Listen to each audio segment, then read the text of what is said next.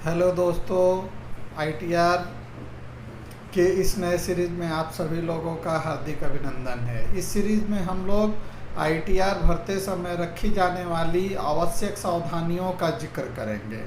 देखिए, जैसा कि आप सभी लोगों को पता है कि आईटीआर भरने की लास्ट डेट 31 जुलाई है। यह डेट उन लोगों पे एप्लीकेबल है जो जिनकी इनकम टैक्स ऑडिट के दायरे में नहीं आती है। देखिए, इसमें तो बहुत सारी सावधानियां हैं, लेकिन कुछ आवश्यक और ज़रूरी सावधानियों की हम लोग इसमें जिक्र करेंगे। सबसे पहले तो देखिए, आईटीआर फॉर्म में बहुत सारे बदलाव किए गए हैं। तो इससे आप सभी लोगों से ये आग्रह है कि आईटीआर भरते समय सबसे पहला काम आप लोगों को ये करना है कि अपने प्रोफाइल के सेक्शन में जाके अपनी बेसिक डिटेल्स को बहुत ही केयरफुली भरना है। जैसे आप अपने एड्रेस को चेक कर लें, आप अपनी मेल आईडी, मोबाइल नंबर का चेक कर लें। फिर उसमें 2-3 डिक्लेरेशन आते हैं, उन सभी को ध्यान दे दें। जैसे आपके पास पासपोर्ट है या नहीं है, आप रेसिडेंट हैं, नॉन रेसिडेंस हैं। अगर आपके पास पासपोर्ट है तो आप यस भरें और पासपोर्ट नंबर की जानकारी दें। अदरवाइज़ ये गलत डिक्लेरेशन होगी और इस गलत डिक्लेरेशन के लिए आपको आयकर कानून के तहत कार्रवाई का भी सामना करना पड़ सकता है। ये हम इसलिए बोल रहे हैं कि देखिए, आपका जो भी है आज के डेट में पासपोर्ट, जैसे हम पासपोर्ट की बात कर लें तो ये पासपोर्ट भरते समय आप अपने पैन कार्ड, आधार कार्ड का डिटेल दिए हुए हैं और पैन कार्ड, आधार कार्ड आजकल लिंक है। अतः इन सब चीज़ों को आप बेसिक जो मिनिमम रिक्वायरमेंट है उसको आप अपने प्रोफाइल सेक्शन में जाके अपडेट कर दें। आप अपनी सही बैंक अकाउंट खाते की डिटेल भर दें। जो खाता, कई लोगों के सब मामले में यह देखा गया कि वह खाता बंद हो गया लेकिन इनकम टैक्स डिपार्टमेंट में वही अपडेट है, तो आप उसको एक बार चेक कर लें। जो खाते आपने बंद करा दिए वहाँ से आप अकाउंट को रिमूव कर दें और जो में आपकी सारी केवाईसी अपडेट है उसी को कर दें। उसके बाद आप अपनी जो भी आपको पता है, जैसे आप अपनी सारी इनकम की एक समरी बना लें और जो भी जिस तरह आपको कोई भी हेल्थ प्रॉब्लम आती है या हेल्थ का सजेशन लेने के लिए आप डॉक्टर के पास जाते हैं, तो आईटीआर भी एक तरह से आपकी एक फाइनेंशियल प्लानिंग है।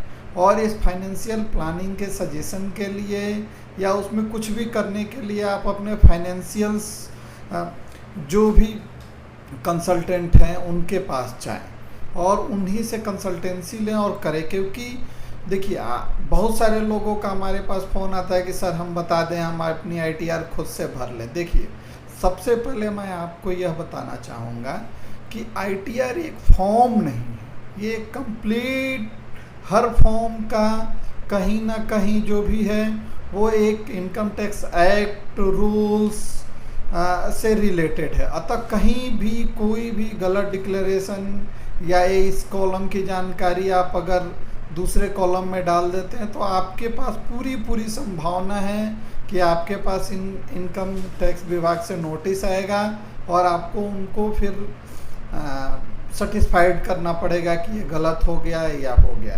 तो अतः आप खुद से ना भरें और कंसल्टेंट का सलाह आप ले लें। दूसरी बात हम आपसे ये कहना चाहेंगे कि आप देखिए, आईटीआर के 7 फॉर्म्स हैं, तो आप अपनी आय के अनुसार सही फॉर्म का चुनाव करें। इसमें आपके वो कंसल्टेंट आपको बहुत ज़्यादा हेल्प कर देंगे। दूसरी बात, आप जैसा मैंने पहले ही बताया कि आप अपनी आय और व्यय की एक समरी बना लें और उसको आप अपने 26AS और AIS में जो भी इंफॉर्मेशन दिख रही है, सबसे पहले तो AIS और 26AS का प्रिंट आउट लेकर आप उसकी गहन अध्ययन करें और उसमें दी हुई सारी इंफॉर्मेशनों के आधार पे आप अपने पूरे साल के आय और व्यय का एक लेखा जोखा बना लें। आप कहीं भी कोई भी जल्दीबाजी में और गलत डिसीजन ना लें, नहीं तो आप कंप्लायंस आजकल इतना ज़्यादा हो गया है। और AIS में जैसा हम अपने पहले की वीडियो में बता चुके हैं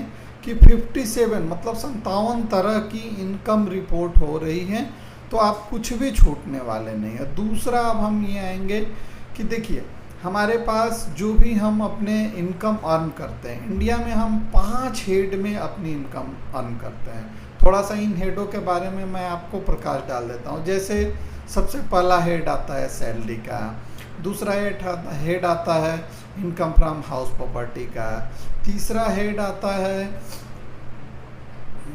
कैपिटल गेन का, अदर इनकम का,